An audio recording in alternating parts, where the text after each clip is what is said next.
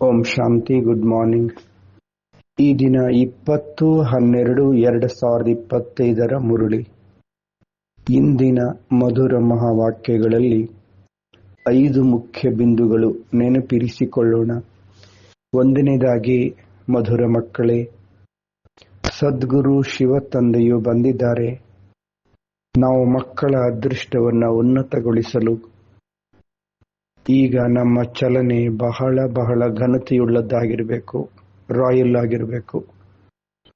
ಎರಡನೇದು, ನಾಟಕದಲ್ಲಿ ಈ ಹಳೆಯ ಪ್ರಪಂಚದ ವಿನಾಶದ ಯೋಜನೆ ಮಾಡಲ್ಪಟ್ಟಿದೆ. ಇದರಲ್ಲಿ ಯಾರದ್ದೇ ದೋಷವಿಲ್ಲ. ಮೂರನೇದು, ಮಾಲೆಯ ಮಣಿಗಳಾಗಲು ಅನೇಕರನ್ನ ತಮ್ಮ ಸಮಾನರನ್ನಾಗಿ ಮಾಡುವಂತಹ ಸೇವೆ ಮಾಡಬೇಕು. ನಾಲ್ಕನೆಯದು, ನಿರಂತರ ಶಿವ ತಂದೆಯ ನೆನಪಿನ ಮೂಲಕ ಅವಿನಾಶಿ ಸಂಪಾದನೆಯನ್ನ ಜಮಾ ಮಾಡಿಕೊಳ್ಳುವ ಸರ್ವ ಖಜಾನೆಗಳಿಗೆ ಅಧಿಕಾರಿಗಳಾಗಿರಿ.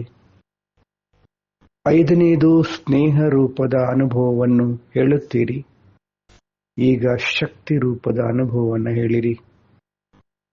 5 ಬಿಂದುಗಳು: ಸದ್ಗುರು ಶಿವ ತಂದೆ, ಡ್ರಾಮಾ, ಮಾಲೆಯ ಮಣಿ, ನಿರಂತರ ತಂದೆಯ ನೆನಪು, ಸ್ನೇಹ ರೂಪ. ಇಂದಿನ ಚಿಂತನೆ: ನಾನು ಆತ್ಮ, ಸ್ನೇಹ ರೂಪ ಜ್ಯೋತಿ ಬಿಂದು ಆಗಿದ್ದೇನೆ. ನಾನೊಂದು ಚೈತನ್ಯ ಶಕ್ತಿಯ ಆತ್ಮ ಜ್ಯೋತಿ ಬಾಪ್ದಾದರವರ ಪ್ರೀತಿಯ ಮಗುವಾಗಿದ್ದೇನೆ. ನಾನು ಆತ್ಮ ಪರಮಧಾಮದಿಂದ ಈ ಸಾಕಾರ ಸೃಷ್ಟಿಗೆ ಬಂದು ಶರೀರವೆಂಬ ಉಡುಪನ್ನು ಧರಿಸಿಕೊಂಡು ಪಾತ್ರವನ್ನು ಅಭಿನಯಿಸುತ್ತಿದ್ದೇನೆ. ನಾನು ಆತ್ಮ ವಾಪಸ್ಸೀಗ ನನ್ನ ಮನೆಗೆ ಹೋಗಬೇಕಾಗಿದೆ. ಮನಸ್ಸು ಹಾಗೂ ಬುದ್ಧಿರೂಪಿ ವಿಮಾನದ ಮೂಲಕ ನಾನು ಆತ್ಮ ನನ್ನ ನಿಜ ಮನೆ ಪರಮಧಾಮಕ್ಕೆ ತೆರಳುತ್ತೇನೆ. ಶರೀರದಿಂದ ಭಿನ್ನ, ಶರೀರದ ಜಗತ್ತಿಗಿಂತಲೂ ದೂರ, ಸೂರ್ಯ ಚಂದ್ರ ನಕ್ಷತ್ರಗಳು ಆಕಾಶ ತತ್ವ, ಅದಕ್ಕಿಂತಲೂ ಮೇಲೆ ಸೂಕ್ಷ್ಮ ಲೋಕ. ಸೂಕ್ಷ್ಮ ಲೋಕದಲ್ಲಿ ನಾನು ಆತ್ಮ ಸೂಕ್ಷ್ಮ ಶರೀರದಲ್ಲಿ ಬಿಂದುವಾಗಿ ಹೊಳಿತಾ ಇದ್ದೇನೆ. ನನ್ನ ಅತಿ ಪ್ರಿಯ ಅತಿ ಪ್ರಿಯ ಅತಿ ಮಧುರ ಸಂಪೂರ್ಣ ಫರಿಸ್ತಾ ಬ್ರಹ್ಮ ಬಾಬಾ, ಬ್ರಹ್ಮ ಬಾಬರವರ ಮಸ್ತಕದಲ್ಲಿ ಶಿವ ಬಾಬರವರು ಸಹ ಬಿಂದುವಾಗಿ ಹೊಳಿತಾ ಇದ್ದಾರೆ.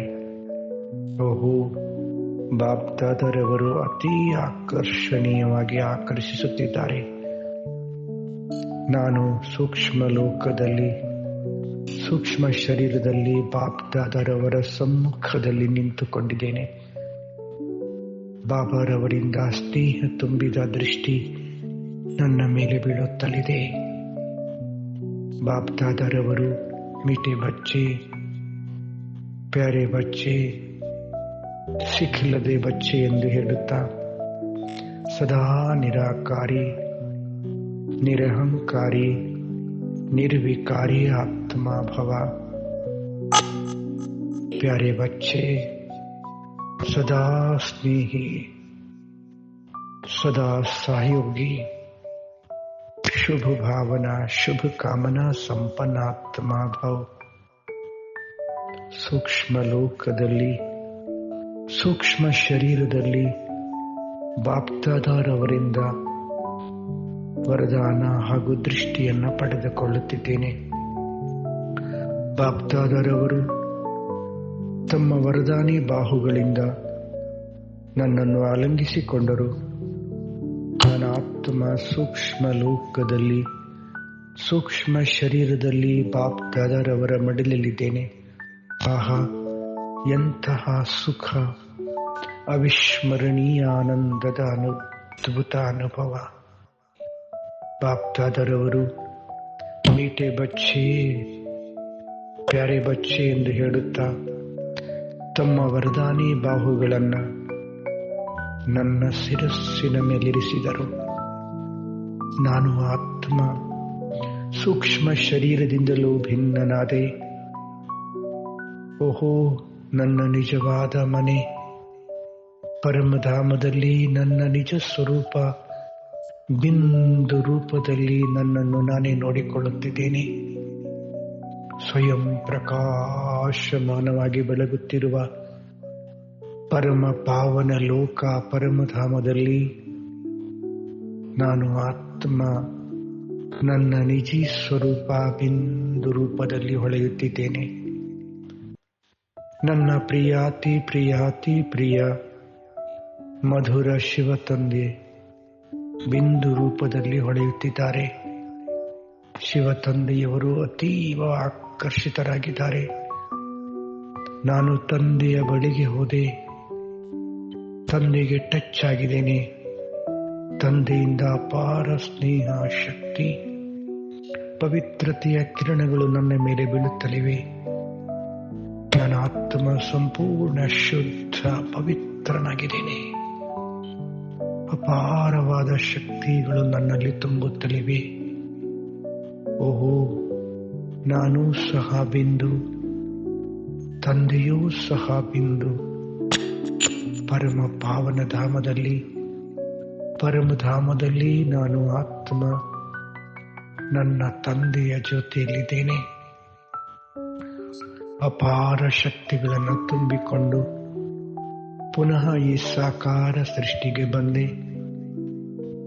ಶರೀರದಲ್ಲಿ ಮಸ್ತಕ ಸಿಂಹಾಸನದಲ್ಲಿ ಕುಳಿತು ನಾನು ಆತ್ಮ ಇಡೀ ಜಗತ್ತಿಗೆ ಶಕ್ತಿಶಾಲಿ ಪ್ರಕಂಪನಗಳನ್ನು ಹರಡುತ್ತಿದ್ದೇನೆ. ಓಹೋ, ವಿಶ್ವದೆಲ್ಲ ಆತ್ಮಗಳಿಗೆ ಬಾಬರವರ ಸಂದೇಶವನ್ನು ನೀಡ್ತಾ ಇದ್ದೀನಿ. ಹೇ ಆತ್ಮಗಳೇ, ಜಾಗೃತವಾಗಿರಿ. ನಿಮ್ಮೆಲ್ಲರ ತಂದೆ ಭಗವಂತನು ಈ ಭೂಮಿಗೆ ಅವತರಿತನಾಗಿದ್ದಾನೆ.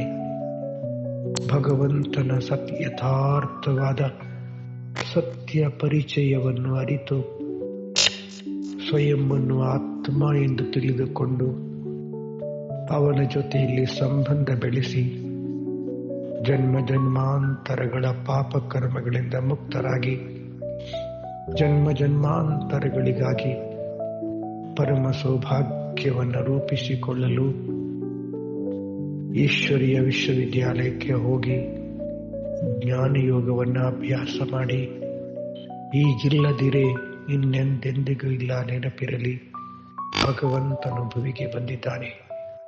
ಓಹೋ, ಸತ್ಯ ಸಂದೇಶವನ್ನು ತಿಳಿಯುತ್ತಿದ್ದಂತೆಯೇ ಕೋಟಿ ಕೋಟಿ ದೈವಿ ಕುಲದೆಲ್ಲ ಆತ್ಮಗಳು ಈಶ್ವರೀಯ ವಿಶ್ವವಿದ್ಯಾಲಯಕ್ಕೆ ಬರುತ್ತಿದ್ದಾರೆ.